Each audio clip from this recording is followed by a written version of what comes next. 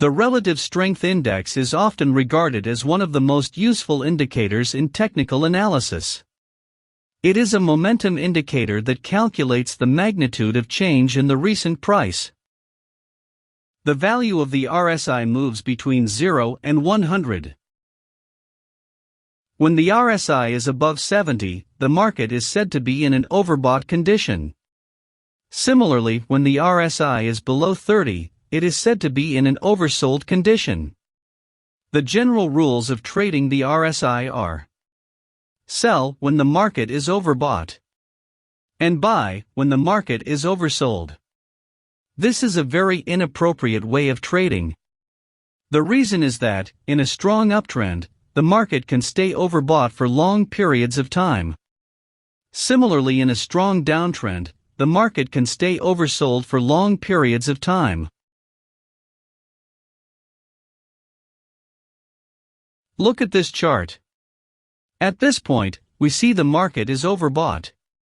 Had we sold here, we would have incurred a loss, because the market stayed overbought for a long time. Hence, this strategy does not work very well in a trending market.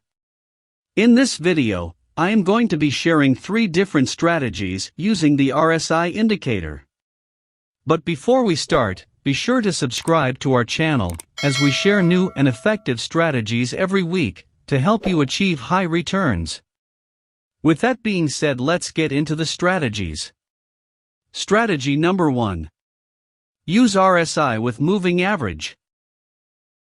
Simply buying at oversold levels and selling at overbought levels cannot be profitable. But we can add more filters to this and develop a good trading strategy. For example, let us use a simple 200-period moving average. This will help us in identifying the trend of the market. If the price is above the moving average, then it will be considered to be in an uptrend. Similarly, if the price is below the 200 periods moving average, then it will be considered to be in a downtrend. Hence, when the price is above the moving average, we will look for buy setups only. We will buy when the RSI is oversold. In other words, we will buy when the RSI is below 30. Here is an example. Here we have the Apple stock on a daily time frame. The first thing we will look at is the moving average. The price is above the moving average. Hence, we will only be looking to buy. To buy the stock, we will look for areas of an oversold market. This means we will look for areas where the RSI is below or near the 30 level. On this chart we have 2 buying opportunities. Here the price barely touches the 30 level and quickly reverses. Had we bought the stock at these points, we would have generated good profits. Whenever we enter such trades, we can keep our stop loss below the recent swing low and keep our target at the near swing highs. Let's now take a look at a sell trade. Here we can clearly see that the stock is trading below the 200-period moving average. We see that the price comes near the 70 level on the RSI. At this level, the price starts to consolidate for 2 to 3 candles.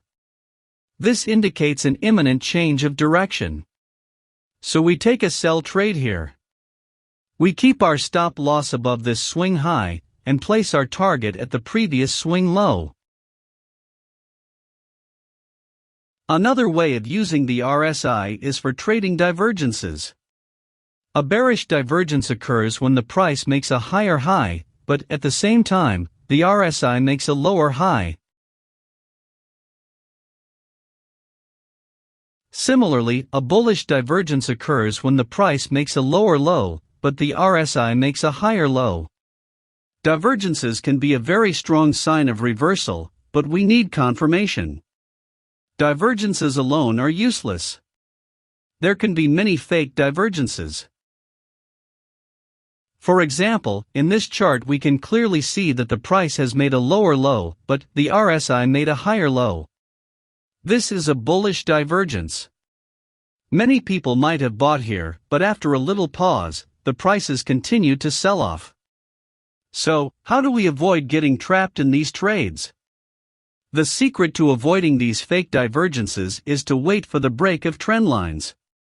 Let us understand this concept by an example.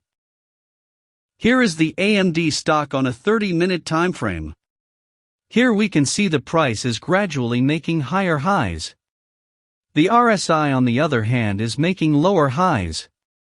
Hence, there is a clear and visible divergence in the RSI. But we will not go short here.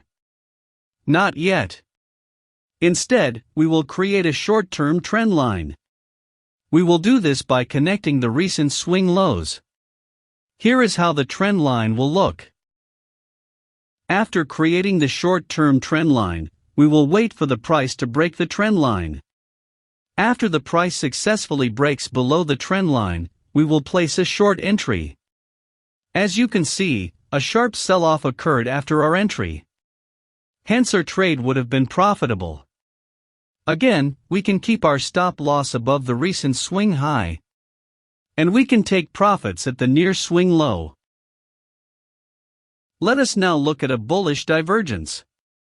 Here we have the USD JPY chart on a 5-minute time frame.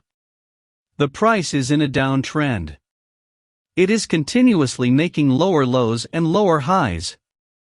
But if we look at the RSI, we can see that the price made a lower low here. But the RSI made a higher low. This indicates a bullish divergence. Now, we need to plot a short-term trend line and wait for its break. As the price breaks the trend line here, we can enter in a buy position. As you can see, after the trend line break, the price rallied upwards. The third way of trading the RSI is by using it with support and resistance. Our goal here is to look for strong areas of support or resistance that coincide with the RSI. Here is an example of the Facebook stock on a 30-minute chart. Now, here the RSI hit the overbought zone. At the same time, we can see that the stock is trading at a price that has acted as a resistance level before.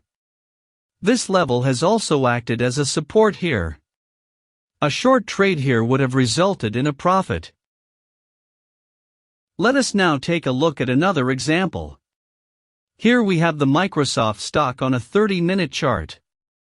The RSI here goes into the oversold area.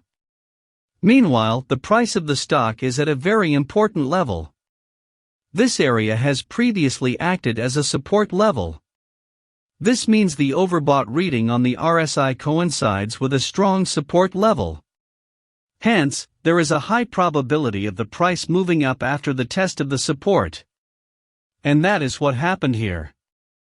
The strategies shared in this video do not work all the time. You will come across losing trades. But the goal is to achieve profitable returns in the end. If you like the strategies, then be sure to like this video and subscribe to our channel, as we will share new strategies every week. See you soon. Goodbye.